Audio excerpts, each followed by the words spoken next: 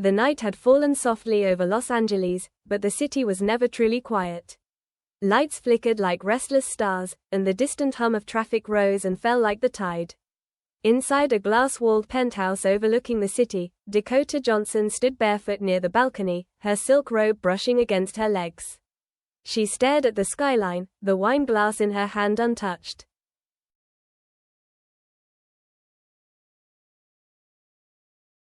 Behind her, Sam Heughan's voice broke the silence. "You're not saying anything," he murmured, his Scottish accent low, steady, but fragile at the edges.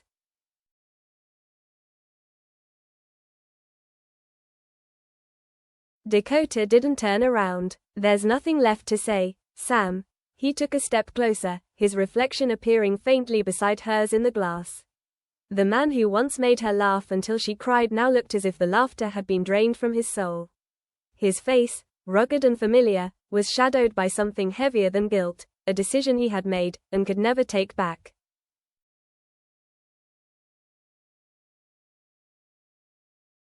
"It wasn't supposed to end like this," he whispered. "No," Dakota said softly, "but you made sure it did."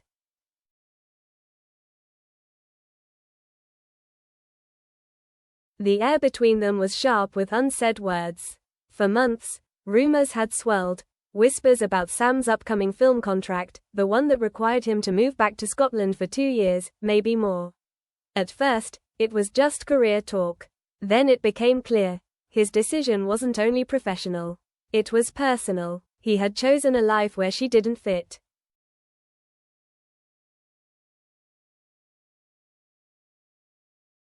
Dakota placed her glass down and finally faced him. "I supported you, Sam.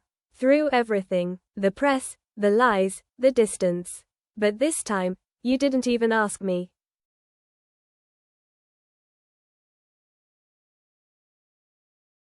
Sam's jaw clenched. "Because I knew what you'd say." "Ideographic period, exactly," she snapped, her calm cracking for the first time. "You knew, and you didn't want to hear it."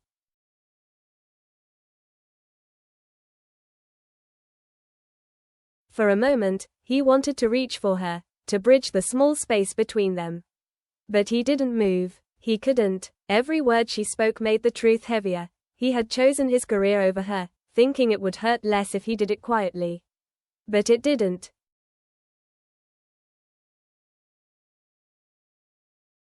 Dakota walked toward the kitchen counter where an envelope lay, thick, creased, already sealed. She slid it toward him.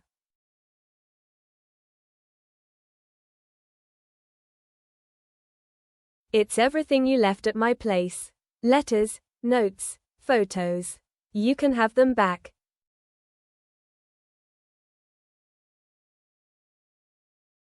He stared at the envelope, his throat tight. "I don't want them back. Ideographic period, then burn 'em," she said coldly.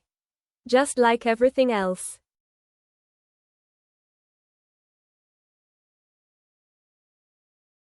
The clock ticked somewhere in the room. Time, always cruel, seemed to stretch endlessly.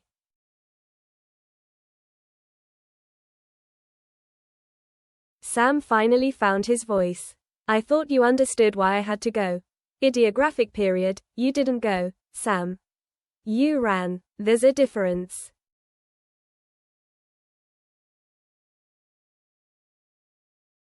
Her words hit harder than any headline ever could. He tried to smile, a sad, broken thing. "I thought we were stronger than this."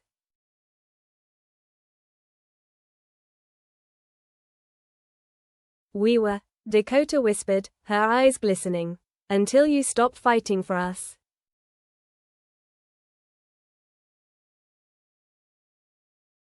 Silence swallowed the rest. The city outside roared, oblivious to the quiet heartbreak unfolding in the penthouse above Sunset Boulevard.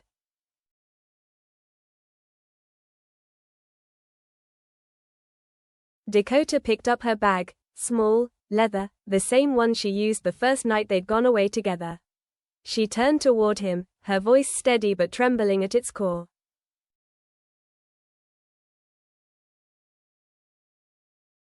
"Don't call me, don't follow me, not this time." She paused at the door, looked back once, long enough for him to see every memory flash in her eyes, then she was gone.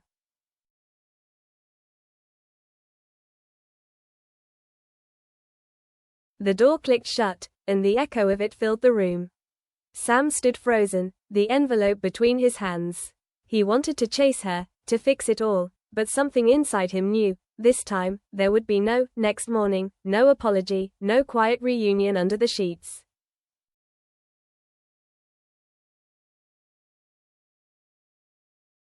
Outside, the city lights shimmered like fading stars. And for the first time in years, Sam Heughan realized what true silence sounded like.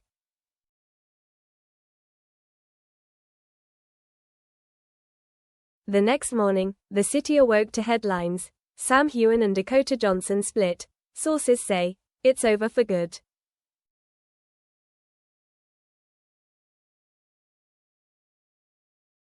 Hollywood's golden couple calls it quits after 2 years. The tabloids feasted on the story like vultures on a carcass. Paparazzi lenses followed Dakota's every move, her leaving the penthouse at dawn, sunglasses hiding tear-swollen eyes, the quiet flight she took to New York hours later. They didn't know the truth, of course. They never did, but they knew enough to sell a story. Dakota walked away after Sam's decision.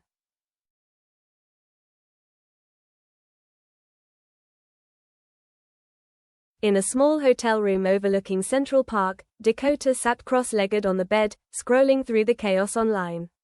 Her name, his name, everywhere. Every photo, every caption, every cruel comment.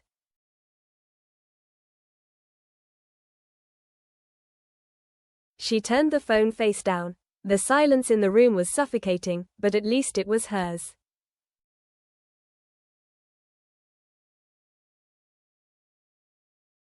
There was a knock on the door.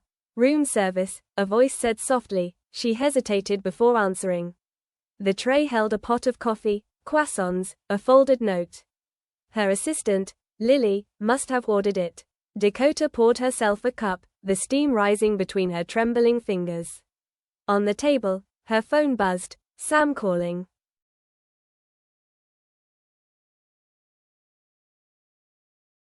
She stared at the screen until the ringing stopped. Meanwhile, across the ocean in Edinburgh, Sam was walking through the set of his new film. The sky was grey, the air cold. Cameras, lights, and a sea of crew members surrounded him, but he felt detached, like an actor stuck inside a scene he didn't believe in.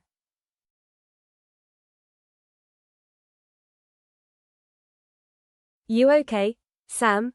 His co-star asked between takes. He forced a smile. Yeah, just tired.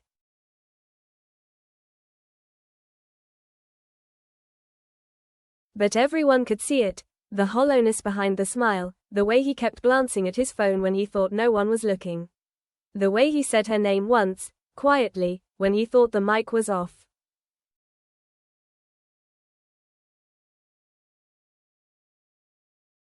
That night, alone in his hotel room, Sam poured himself a glass of whiskey and sat by the window.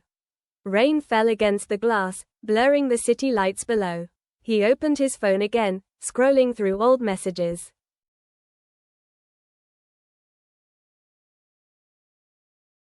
Dakota, promise me, whatever happens, you'll never disappear without a word. Sam, I promise.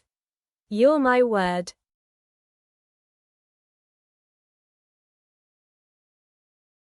He exhaled sharply, jaw tightening. Then, in a moment of weakness, he called her. It rang. Once. Twice.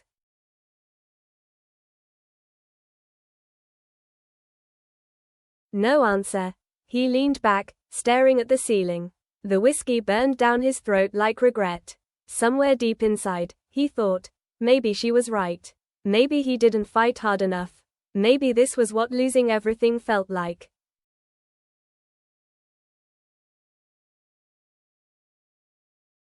Days turned into weeks. Dakota avoided the press, diving into work, a small indie film shooting in upstate New York. It was quiet, raw, the kind of project she used to dream of before fame blurred the lines between passion and publicity. But even on set, she couldn't escape him.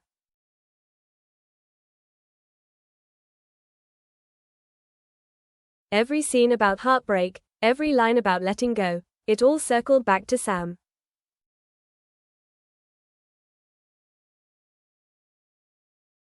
One night, after filming, she wandered to the edge of a frozen lake near the set. The moon hung low, the air biting cold. She pulled her coat tighter, whispering to no one.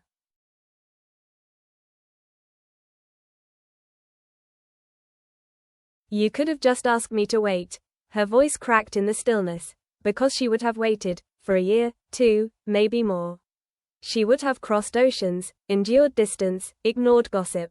But what she couldn't endure was being excluded from his choice, being treated like a chapter he could close quietly.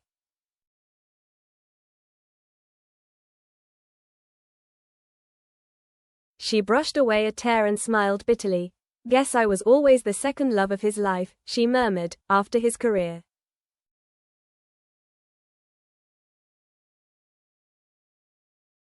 Back in Scotland, Sam's mother called him one evening. "You look tired, son," she said gently over FaceTime.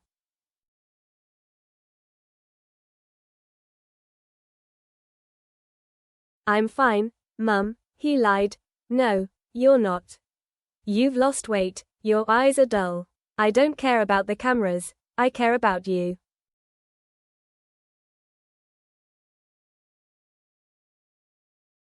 He sighed. "I made the right choice, didn't I?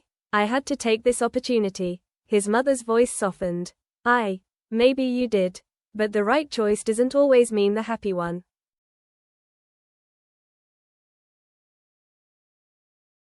That night, Sam sat in the dark long after the call ended. He found himself replaying memories, Dakota's laughter echoing through their kitchen, her habit of humming old Joni Mitchell songs while cooking, the way she always teased him about his stubbornness.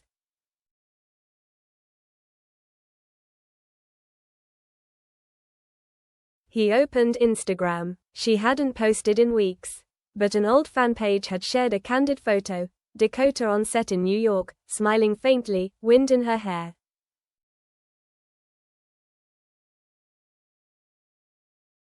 Sam stared at it until his chest ached. Then he whispered to the empty room, "Ideographic period, you're still my word."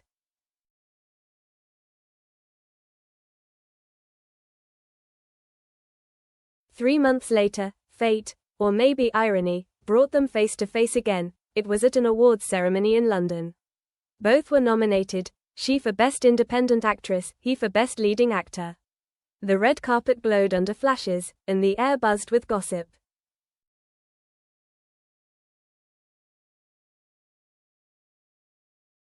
When Dakota stepped out of the car, the crowd erupted.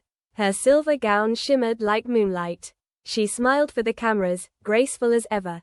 But when her eyes met Sam's across the carpet, the world seemed to stop.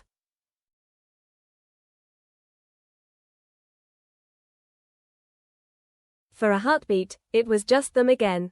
The noise faded, the flashes slowed, and in that fleeting moment, both realized the truth: love hadn't left. It had only changed shape.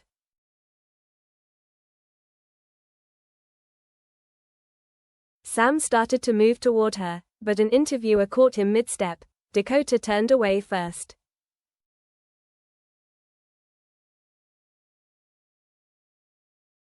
And just like that, the moment was gone.